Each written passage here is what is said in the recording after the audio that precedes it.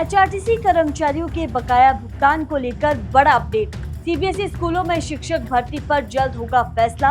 IMD ने बारिश को लेकर अलर्ट किया जारी। इन सब के अलावा और भी बहुत कुछ रहेगा इस बुलेटिन में। आप देख रहे हैं इनॉक्स न्यूज। आइए जानते अब तक की बड़ी खबरें। हिमाचल प्रदेश हाईकोर्ट से दैनिक वेतनभोगी कर्मचारियों की ग्रेजुटी मामले में बड़ा अपडेट सामने आया है। हाईकोर्ट की खंडपीठ ने फिलहाल उस आदेश के अमल पर रोक लगा दी है जिसमें नियमितीकरण से पहले की दैनिक वेतनभोगी सेवा को ग्रेजुटी की गणना में शामिल करने का निर्देश दिया गया था। अदालत ने कहा कि ये मामला बड़ी पीठ के विचाराधीन है, इसलिए अंतिम फैसला आने तक यथास्थिति बनी रहेगी। साथ ही पहले से जमा ग्रेजुटी राशि भी फिलहाल कर्मचारियों को वितरित नहीं की जाएगी। अब इस मामले की अगली सुनवाई 27 अगस्त को होगी।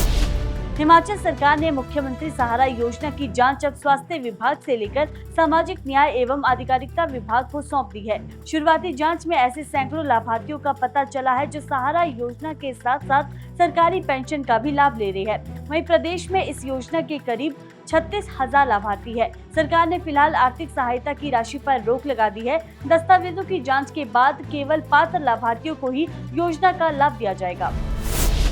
एचआरटीसी कर्मचारियों के लंबित एरियर मामले में हिमाचल हाईकोर्ट ने बड़ा निर्देश दिया है। अदालत ने एरियर और वित्तीय लाभों से जुड़ी सभी लंबित याचिकाओं को एक साथ सुनने के आदेश दिए हैं। कोर्ट ने एचआरटीसी से नया हलफनामा दाखिल कर ये बताने को कहा है कि कुल कितना बकाया है, कितनी राशि का भुगतान हो चुका है और भुगतान का आधार क्या है।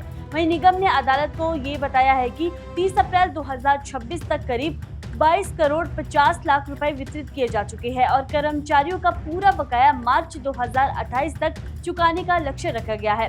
वहीं अब इस मामले की अगली सुनवाई 24 अगस्त को होगी। सीबीएसई स्कूलों में शिक्षकों की नियुक्ति को लेकर जल्द बड़ा फैसला हो सकता है। शिक्षा मंत्री रोहित ठाकुर ने बताया कि कैबिनेट सब कमेटी अपनी रिपोर्ट सरकार को सौंप चुकी है और 20 जुलाई की कैबिनेट बैठक में इस पर अंतिम फैसला लिया जाएगा। रिपोर्ट में स्कूल शिक्षा बोर्ड की मेरिट के आधार पर नियुक्तियां देने की सिफारिश की गई है। मंत्री ने ये भी कहा कि शिक्षकों की कमी के कारण करीब 2500 छात्र सीबीएसई स्कूल छोड़ चुके हैं। वहीं बारिश के दौरान स्कूल बंद होने पर शिक्षकों और गैर शिक्षण कर्मचारियों को भी अवकाश रहेगा।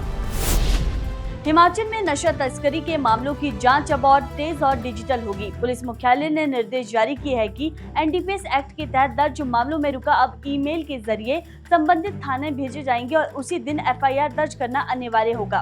नई व्यवस्था से मामलों के पंजीकरण में देरी रुकेगी, जांच तेज होगी और पूरा रिकॉर्ड डिजिटल रूप से सुरक्षित रहेगा।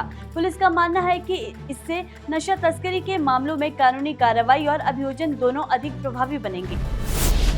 जिला कुल्लू के चुआई में पहाड़ी से पत्थर गिरने से एक व्यक्ति की मौत हो गई है। वहीं जिला सोलन के अर्की में चलती गाड़ी पर चट्टान गिरने से गाड़ी पूरी तरह क्षतिग्रस्त हो गई है।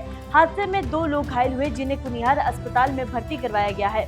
शिमला के भट्टाकुफा स्थित माटू कॉलोनी में लैंडस्लाइड के चलते बिजली की तारें घरों की छतों पर गिर गई, जिससे इलाके में बिजली और पानी की आपूर्ति ठप हो गई है। वहीं भारी बारिश के चलते केंद्रीय मंत्री जेपी नड्डा का 11 और 12 जुलाई का लाहौल स्पीति दौरा भी रद्द कर दिया गया है। साथ ही मौसम विभाग ने 10 से 15 जुलाई तक प्रदेश के कई हिस्सों में भारी बारिश का अलर्ट जारी किया है। हिमाचल हाईकोर्ट ने स्थानीय क्षेत्र विकास निधि फंड मामले में राज्य सरकार को बड़ा झटका दिया है। हाईकोर्ट ने स्थानीय क्षेत्र विकास निधि से जुड़ी 2 सरकारी अधिसूचनाओं पर अंतरिम रोक लगा दी है।